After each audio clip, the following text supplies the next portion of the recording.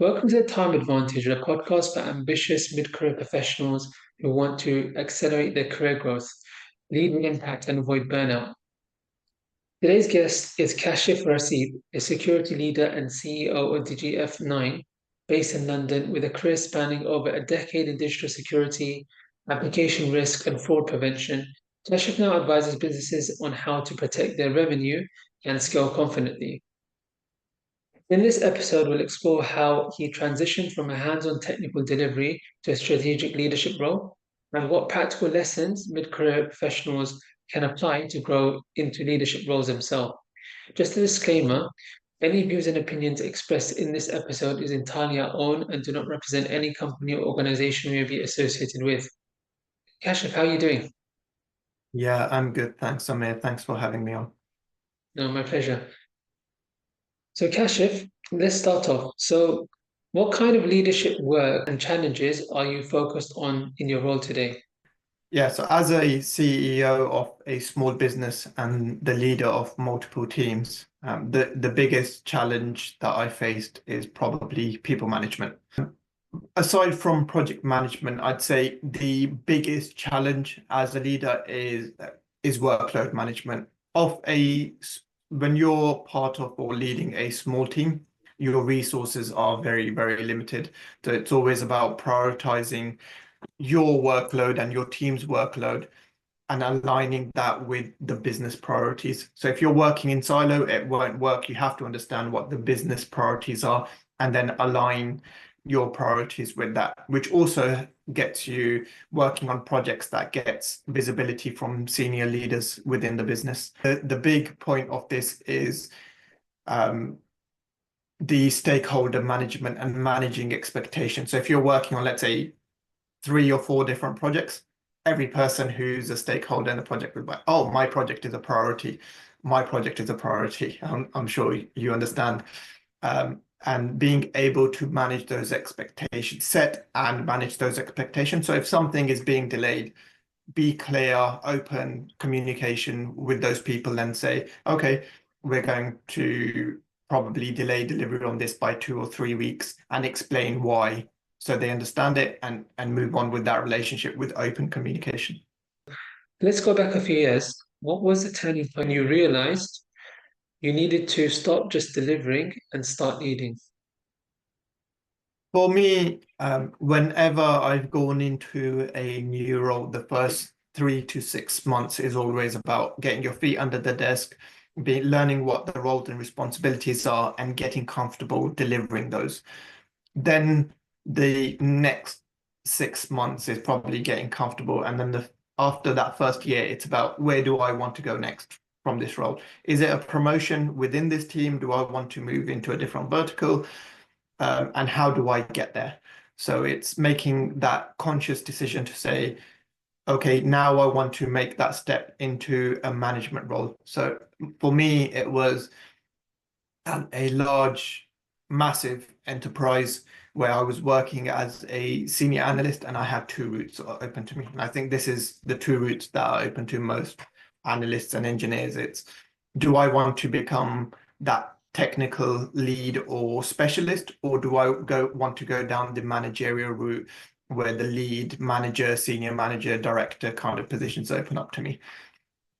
I made the decision to go down the managerial route.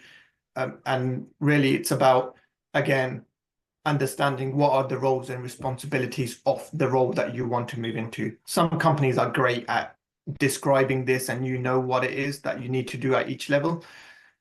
A lot, I find, are not. So it's for you to actually speak to some of those people in those roles, understand what they do and deliver, and then kind of create a plan to say, over the next 6 to 12 months, I'll be taking on X, Y, and Z, which will help me prepare me to move into that role. What specific actions did you take at the stage to reposition yourself, whether that's visibility, relationships, upskilling, or mindset? Yeah, I think I'll just build on my previous answer and this company that I was discussing. So in this role, I wanted to move from senior analyst to lead. As I walked into a meeting with the manager. Communication, I think, is critical. So I had my regular monthly one-to-ones. I walked into a one-to-one and said, this is what I want to achieve as my next step from my career. I walked in with a 2-page document saying, these are the things that you do where I think I can take work away from you, which was things like I'll create the team rota. I will carry out post-incident review. So as a senior analyst, I was already leading incidents to closure. But when it came to the post-incident review, which was a wider conversation with multiple teams and sometimes senior leadership, it was led by the managers and the analysts were just there as a supporting act. So I volunteered to start leading those. I also started, I said, we're doing monthly presentations in the leadership meeting. Let me present the slides from the security team. I know the day-to-day work. So in a lot of cases, the manager was being asked questions and he was messaging me to help him with the answer. And I said, well, let me come into the meetings and present these slides, which for me gets me visibility and gets me exposure to the senior leadership team. And for him, he doesn't have to answer questions that he doesn't know the answers to. Yeah, so and the other thing I did, it was kind of a joke, but when I started taking on these additional tasks, there was, I can't remember what the incident was, but off the back of it, I sent an email to my manager and with my team in CC, and I changed my job title in that email to junior manager. It started off as a joke, but my manager knew I wanted to move to this role, and it kind of stuck as Kash's junior manager, and then it made the transition to that lead role become a thing. So, was there a key project or moment that accelerated your credibility as a leader and got you in the room with decision makers? I couldn't pinpoint it to a specific key project, but like I said, I think I created that opportunity for myself, and I said, this is what I want to do, and I took on roles and responsibilities that I knew would get me in front of senior leaders. I like visibility to the VP. I was working on projects directly with the director. I actually, once I started having conversation with these people on projects, I messaged them privately on Teams and I said to the VP, and he had 4 directors reporting into him. I messaged 4 or 5 of those people and I said, hey, you recruit for managers and I want to become a manager. Can you provide me some advice on what you look for in someone you're hiring for that role? And I had one-to-one meetings with all 5 of them. And I took away some valuable information, which helped me quite a lot. But also, I realized there's different types of management and people management, and some things didn't suit my personality. For example, one director is quite a direct person. And I don't know if you've heard of, I think, Jocko Willink or something his name is. He's an American ex-Navy SEAL type person, and his managerial style is very direct and in your face. And this director was like, you should listen to his podcast and read his books. And I did. I started listening to his podcast. I read one of his books and realized quite early on this isn't my style. I couldn't do what he does. But there's different ways of managing people. There's different ways of working. You just need to find what works for you through kind of trial and error and double down on that. Leadership, as you said, has different styles, and it's important to also take into account the people that you're dealing with because they have different personalities. There's a saying, they say different strokes for different folks. Yeah. Yeah, I think that's coming through with what you're saying. Um, okay, so security work is intense. How do you manage your time and energy across leadership, science, and deep work? This is a simple answer, but not an easy answer. So for me, I use my calendar and I block out chunks of time, and I use that as my priority to-do list. But being a leader or CEO, people will always message you with, "Hey, I need help with this," and I don't know if everyone is like me. I get distracted by notifications quite easily. So one thing I like to do is turn off all notifications. So I turn off my mobile data, turn off my Wi-Fi, set my Teams or Slack to away so I'm not receiving any notifications. And then I focus for an X amount of time. I make sure my team can still reach me via my phone, so they call me if there's an incident and there's an emergency. But if I'm blocked out for 2 hours, I will not check my messages, notifications, or anything for those 2 hours. Urgent stuff comes through as a phone call. Everything else gets ignored for those 2 hours. Because the other thing I struggle with is task switching. So if I'm working on a task and I have to switch and reply to a few questions and answers, and then I go back to the task, it's going to take me a few minutes, sometimes maybe 10, 15 minutes to get back into the flow of things. That's a wasted 15 minutes. If I can work solidly for 2 hours, then that's been a great day, to be honest. It's hard to do, but it happens on occasion, and those days I get a lot done. Um, yeah, and on top of that, like I mentioned earlier, it's about prioritization. That key bit of work has to be something that's very important. It's urgent and critical. I don't know if you've seen that model of urgent or critical, and then you work on what's urgent and critical, and you block out time and just get that done.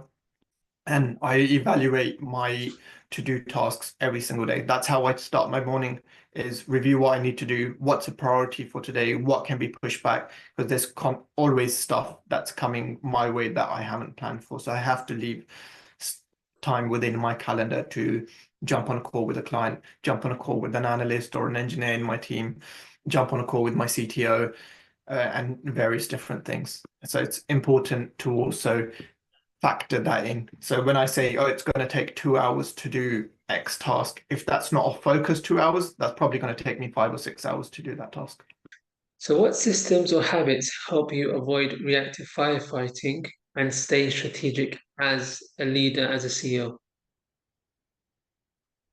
Again, I try and use my calendar as much as possible, but I don't think there's, well, I haven't experienced it where there's a stage where you're not reactively firefighting. There's always things that will come up that will make you reactive, and it's just the nature of the job, especially within cybersecurity. But for a key thing, I think, and what fundamental thing for people is trust. If you've been that senior technical person and now you moved into a leadership role where you're not as hands-on, you have to trust the people who work for you or within your team or within your business to be able to carry out the work to a high quality that you trust. If you can't, then that's on you to make sure they have the support or training that they need to get to that level. Otherwise, you're constantly doing their work as well as your work, and you stay reactive and struggle to go proactive. Mm. Yeah, so trust and build and support for training, education, whether it's internal, whether you need to bring in outside help, whether you need to go off and do some work to build those steps and processes. So within cybersecurity, they called runbooks, which is basically an investigation guide telling your analysts how you should do some things through an investigation. If those runbooks are not well or in detailed enough or written well enough, then one of your junior engineers will not, or analysts will not be able to follow it properly. So make sure you go there and do that preparation work early. So then you can step away knowing, yes, I trust them to be able to follow this guide. So having the foundation work set up properly so that you can then build on that. Um, Exactly. what internal mindset shift helped you evolve from being a problem solver to a strategic leader? Mine again goes back to that role within the SOC where I decided I was going to move into the management role.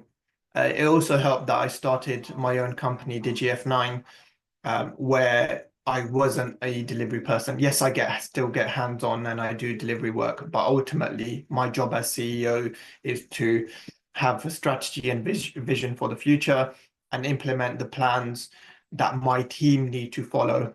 And for me, it's about having the check and governance to make sure that they're able to stick to the plans and understand what the hurdles are so I can help them overcome them. Like my job is not now to go and be that analyst and troubleshoot things. I've got people for that. That again is a shift change where I'm the leader. I need to act like a leader. I don't want to act like an analyst or an engineer anymore. In cybersecurity, technical skills matter, but so does influence. How did you build trust and visibility with non-technical stakeholders? So firstly, it's about skills, being able to do the job that you are supposed to do. So if you're a junior, being able to do whatever the job of a junior is. If you're a senior, being able to do the roles, look after the roles and responsibilities that you are supposed to be able to handle. So if you have the technical knowledge and you've shown over several incidents or projects that you can do what you are hired to do, people will automatically start to trust you and say, okay, we need this bit of work done. Cash has done this before. Let's ask him. So that builds trust in your skills. So confidence and trust, it comes from doing. And then with technical stakeholders, the other thing is communication. I've been on several calls and projects where the tech lead is talking tech jargon. There was actually one example. I had one project manager, regardless of whether I was involved in a project or not, he would call me and say, "This is what so and so said. Can you explain it to me, please?" Because he knew I would break it down and explain it to him in a way that he understood, because he was not technical. But the tech lead, it was just maybe the way he did things, and he was a very technical person. He was not a people person. He was not a people manager. He was focused in his role. But if you can't communicate with people properly, it makes things very, very difficult, especially if you want to move into the managerial side of things. You have to be able to break things down and explain them to, again, like you said, different strokes for different folks. Be able to explain it to your audience in a way that they understand. We kind of touched on communication being key, but presentation skills are critical. As soon as you start moving into these leadership roles, it's all about presentation. The execs, all they want to see is a slide deck that looks pretty good. Explain to them what the problem is and how you fixed it, and what the next steps are. So being able to put together those governance level reporting and being able to deliver them in front of execs in very short but concise messaging that makes sense to them, again, knowing what your audience is and being able to explain it in non-technical terms and being able to answer any deep level questions that they may throw at you. That adds a lot of value to you as a person within that organization. If someone listening is in cyber, tech, or consulting and wants to step into a senior leadership role, what's one practical move they can make this year? For me, the one thing I would say is plan. Know where you want to go and understand what you need to do to get there. So if I give an example of my career, some people like my dad may call me a job hopper. But in the early part of my career, I had two rules. Rule one, the role I'm currently in, am I learning? If the answer is yes, then that's it's a good place for me still. If no, then move on to rule two. Am I progressing, or is there a progression in the near future? If the answer to both of those is no, then I've reached my ceiling at this organization and I need to be looking at somewhere else to get that promotion that I deserve. I very rarely lasted 2 years, so 18 to 24 months was usually where I was out of. Because within a SOC, what you get in a lot of teams actually is kind of you have a maximum capacity. So if I'm working as an analyst and there's, let's say, 4 analysts in that level, then you have 4 senior analysts and 2 specialists. If they are at full capacity and you are ready to make that jump, you will not get that promotion until someone else resigns. And are you willing to wait around until someone else moves, or are you going to be proactive and look for that level 2 or that specialist or that lead role somewhere else? And I was the kind of person who would start looking at the market and put my CV out, put some feelers out, see what comes back. If the right job came around, I would take it. Mm. I'm I not think, suggesting people start quitting their jobs, by the way. But it's something that I did and I thought it worked really well for me. So it's something people should have in the back of their minds at least. yeah, it's something to definitely keep in consideration. So I think moving up the chain or from a mid-level to the first senior role and more further, it's like a pyramid structure. So there's less roles available as you go up. I know before we started the podcast, you mentioned about your journey from you were working in a large organization and then at the mid-level, and then afterwards you went to a smaller organization and occupied more senior roles. So if we can expand a bit on that, I think that would be helpful for the audience. So it was a large telecom giant that I was working at as a lead. And I had put the feelers out in the market because I was looking to move into a more senior manager type position. I had the opportunity internally, and that was my preferred choice. But I also had a backup option, as in, let's see what the market has. The internal opportunity fell through for internal political reasons that I won't go into.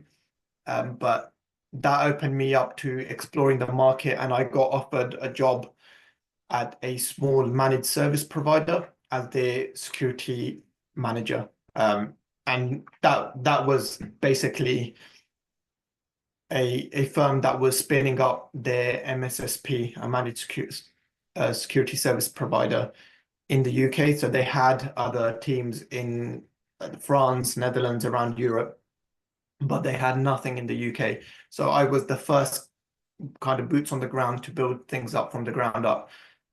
And there was nobody else with security expertise within the business. I was reporting into an exec who had no experience of cybersecurity, and I was literally doing everything from the strategy to the day-to-day work until I got to a point where I brought in my first analyst, I brought in my first engineer, and then I started focusing more on the strategic, where do we want to be in 2 years' time? What kind of certificates do we want to achieve, which will help us mature our service as fast as possible, while letting the engineers build the engineering capability, let the analysts do the delivery of the service, and I focus on the more strategic things and talking to clients, etc. And the key difference there was at the large organization I was working, I had the same title, but my job massively changed.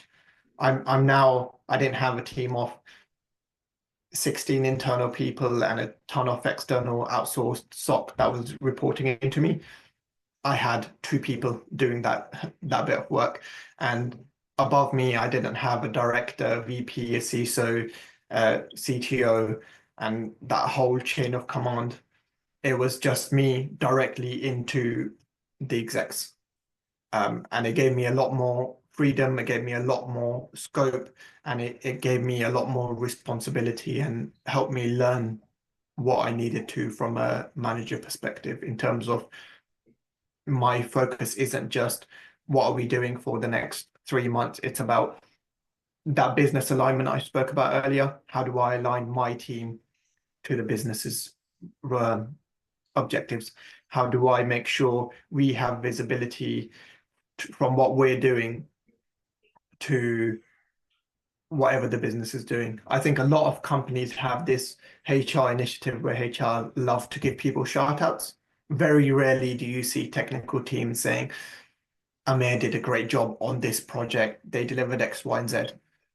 But you look at the salespeople, every sale is, wow, we did something great. Oh, we started a conversation with a client. Wow, this is amazing. Tech guy has just delivered 3 months of work within a month. No one knows about it. So it's take advantage of those. And if you're the one person who's constantly shouting, saying X did this, Y did this, even though you're not getting shout outs, your name is coming up saying Cash is giving shout outs to A, B, C. And HR will see that, and some execs like to look at these things. They will see who's giving these shout outs, and that will give you good visibility within the business, especially the smaller organizations. Thank you for sharing such valuable insights. You've shown us how leadership in cybersecurity isn't just about defending systems, it's about enabling business growth. To our listeners, if you found this episode helpful, subscribe to the Time Advantage, share it with a colleague, and remember, small shifts create a big impact. Till next time.